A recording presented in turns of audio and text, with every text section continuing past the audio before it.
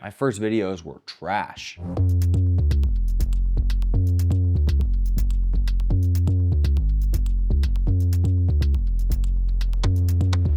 All right, so I've been kind of on a nostalgia trip as a filmmaker recently, and I got all my old hard drives here. I mean, from like 2016, 17, 18, kind of drew inspiration from Danny Gevirtz. He did a similar thing where he took time to dig into his old hard drives and share some of his early work. That was really fun for me, and I've kind of had my own experiences reflecting on past work. Picked up a camera for the first time, a Nikon D3200 in 2013. I went on a 2-year church service mission in Cape Town, South Africa, and then when I got home in 2016, I loved the idea of capturing a moment, which is what photography felt like for me. I loved even more the idea of telling a story or sharing an experience and kind of like immortalizing it for myself. And there's a lot of reasons why I wanted to kind of bring you guys along the journey. I'll share those in a minute. Let's dive into my first video ever. It's so bad. Like, you guys will see it. All right, so I'm watching this video, and you can see I exported this out at like 60 FPS. I can just tell from the timeline it's so bad. First zoom transition, I was so proud. I found like a preset online.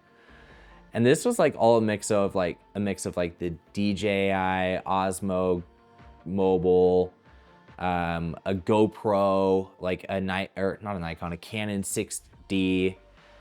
I think I had like a 50mm lens, another zoom transition, epic, Santa Monica Pier. My friends all with their girlfriends because I was super single and didn't have anybody at the time. Okay, that shot of the surfers, I was obsessed with.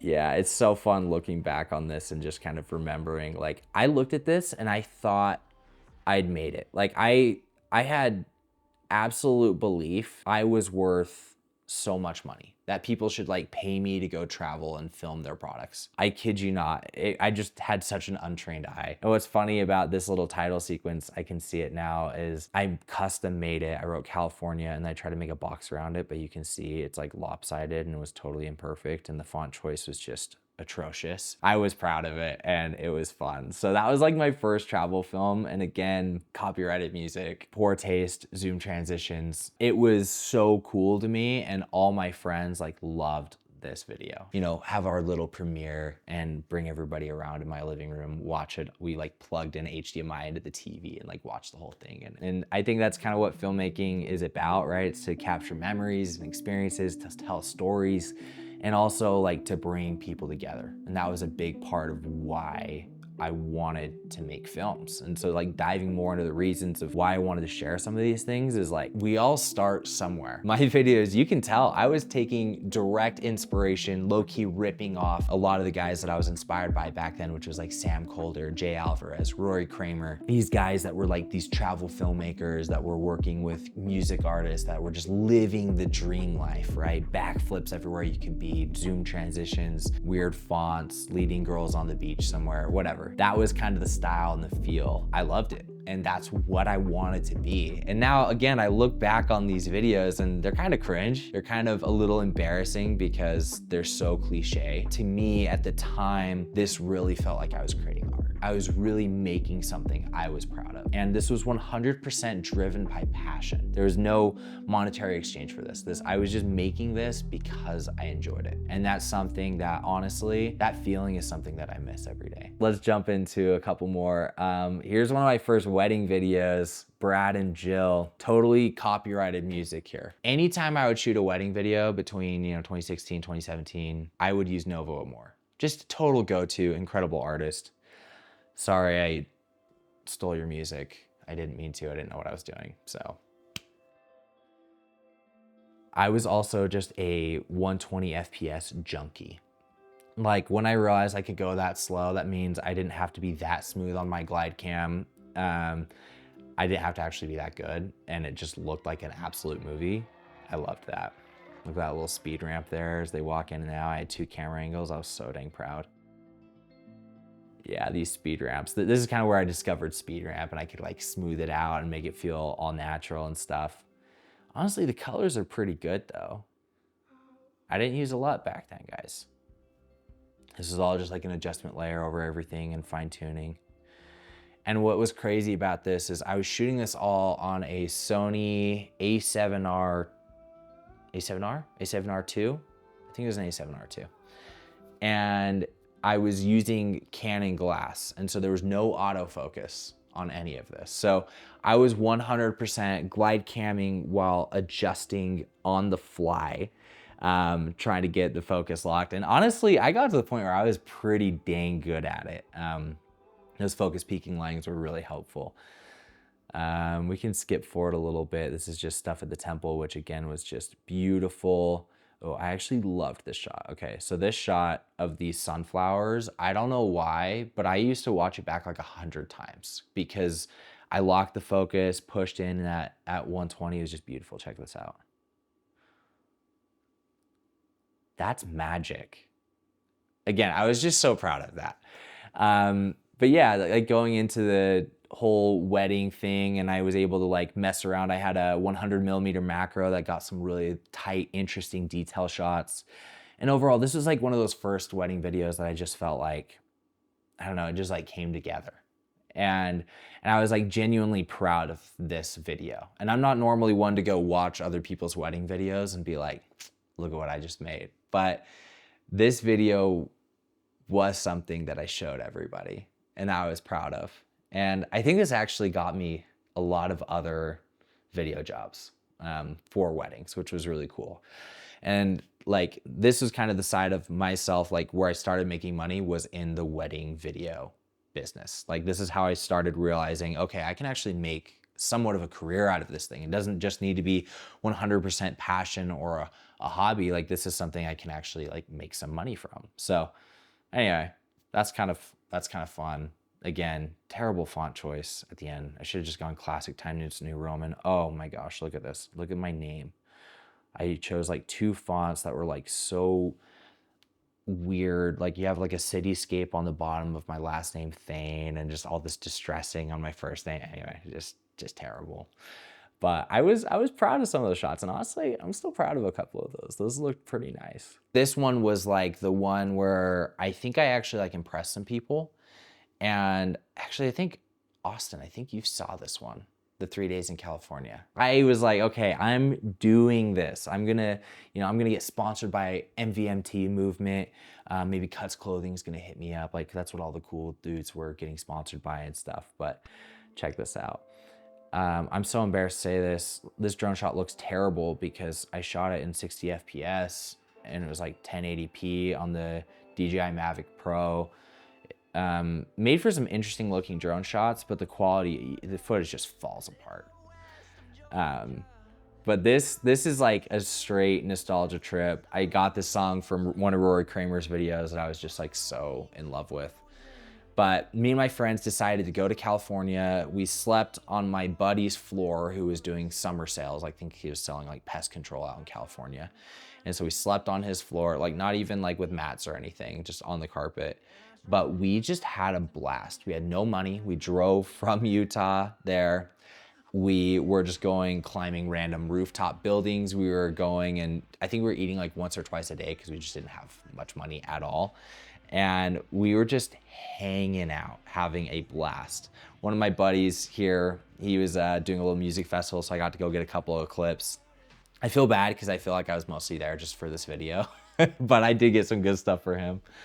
But yeah, this rooftop was sick because when we were out there, all of a sudden a bunch of people came up to shoot a music video, and we were just hanging out, just a handful of white dudes with this whole crowd of people just having a blast. So that was cool. But yeah, like looking back on this video, it just reminds me of simpler times. You know, back when I would just wear black skinny jeans with rips in the knees, you know, back flipping off every wall I could get. And this is where I started figuring out how to like cut to music better. And I was really able to start mixing different like video mediums. I was using GoPros, I was using drones, I was using the A7R2 again, an iPhone clip or two. And we just made it fun. It had more personality. It felt a little bit more mine.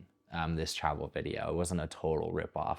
So that's where I started finding my voice a little bit more, which is cool. Watching these really does take me back to why I picked up a camera in the first place. The problem with social media, man, is you're constantly comparing yourself and your films and your pieces that you can see all the flaws in, that you know all the ways you had to cut corners or budget wasn't there, or you're comparing that to other people's, you know, greatest hits. I think that's a really dangerous game to play. When you're constantly in that comparison game, it's really hard to appreciate where you are and where you've been. This is a really good practice, I think, for all of us filmmakers, is go look at what you were making 5 years ago, 8 years ago, 10 years ago, and remember where you started and see how far you've come. For me, that's pretty motivational and very moving for me, because things were just a lot simpler back then. And I mean, this was the time where I had no money. I was making maybe $2 grand a month. I was shooting anything I could just to get by. I shot a funeral. I created slideshows for people's birthdays. I shot piano recitals, weddings, and I loved every second of it.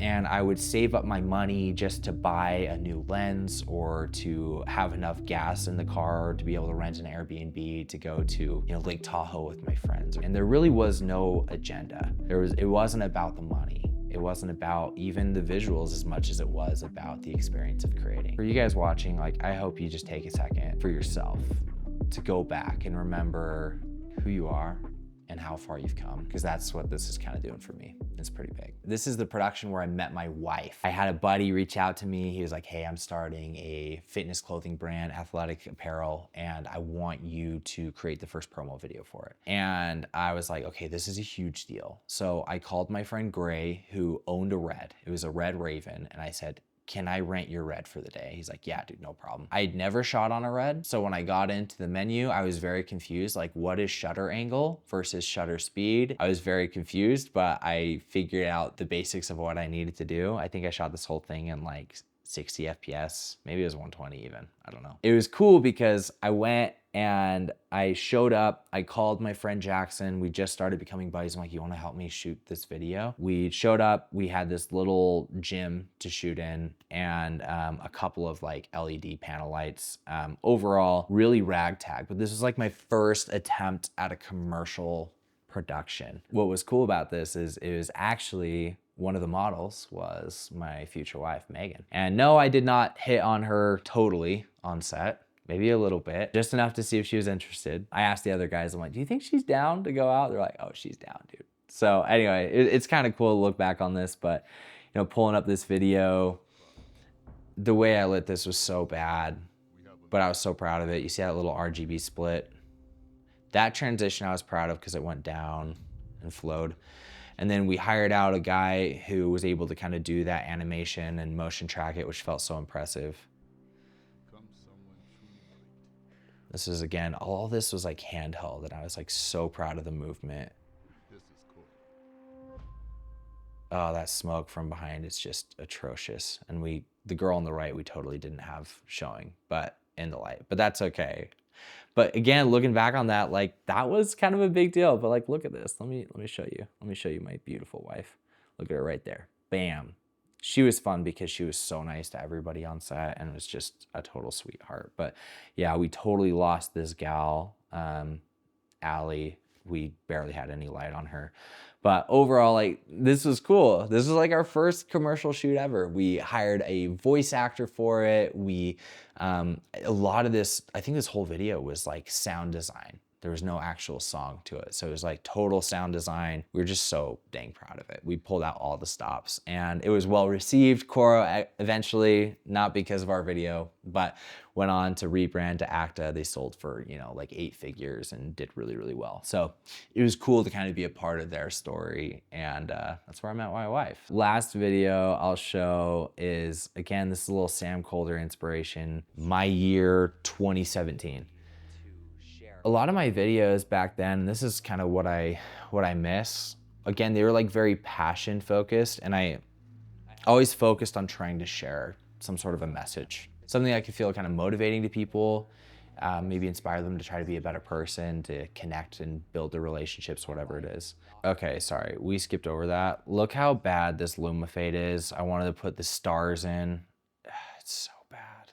That's straight Sam Colder rip.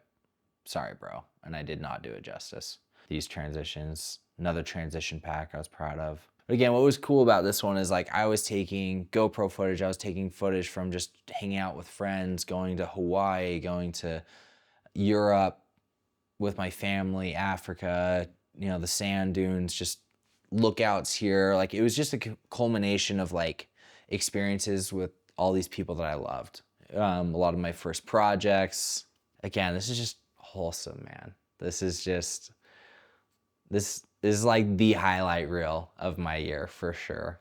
And what's cool is like looking and seeing a lot of these people, and like even though I don't see them as much anymore, we don't hang out as much anymore, like being able to have had all these experiences with them and like still know that we love each other and we have each other's backs is pretty cool. What was cool is I did understand pacing. You know, there's times where it's sped up and then we slowed it back down, and stuff where it's like cinematic, and then stuff where it's more focused on individuals. Here's my brother getting called on his mission to Taiwan. It's really special. It was so sad to say goodbye to him, because when they go on missions, they're gone for 2 years. There's the backflip. I get, yep, another backflip. Yep, another backflip. That's 3 backflips right in a row. Like I knew what would get people back in 2017. Oh, another backflip. Let's go, dude. Another backflip. Dang.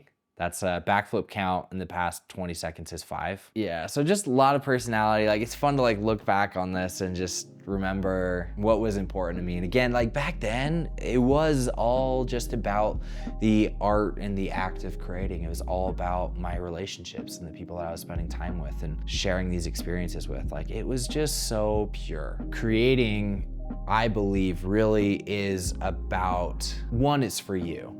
It's for you to take the time to try to express a part of you or capture a part of you, and then the second half of that is to share it with the world. And I've always been good at taking a little piece of me and something that was important to me, even if it was, you know, hidden behind a bunch of backflips and terrible fonts and Luma fades. I took a little piece of me and I shared it with the world. If I look at where I'm at now versus some of these videos, you know, the videos I just showed you guys were between 2016 and 2018. And I feel like my filmmaking talent and skill really just started leveling up from there. 2018 is where I started my first production company, Avenue Film Co. Ran that for a couple of years with Jackson Averett. We then sold and went in-house, where I got to be director of content for Route, which is a large, you know, billion-dollar tech company, and then left and started Film Lab 2.5 years ago. And so all the experiences and stuff and the growth and the progression that has happened since then is absolutely insane. What's cool is being able to look back on this and remember where we started. Anyway, cheering you guys on. If only 2017 Mitch could see where we're at now. And I'm sure in 10 years, I'll be saying the same thing about 2024 Mitch. So it's all part of the journey, and I'm just trying to enjoy every moment of it. That's all I got for you guys today. Over and out.